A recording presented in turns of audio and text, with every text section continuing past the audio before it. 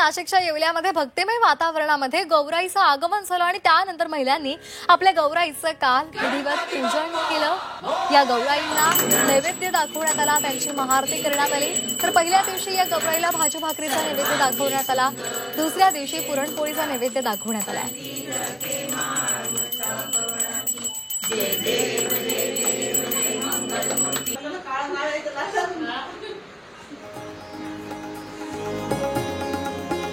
गणपती उत्सव जसा साजरा केला जातो तसा गौराई उत्सव साजरा केला जातो। आमच्याकडे पहिले राशी होत्या, मला पुतणी झाली त्याच दिवशी ती जन्माला आली। त्या दिवसापासून आम्ही पुढच्या वर्षापासून आम्ही लक्ष्मी मुकुट साजरा म्हणजे विकत घेऊन साजरा केला आणि ती 3 दिवस आम्ही खूप उत्साहाने राहतो।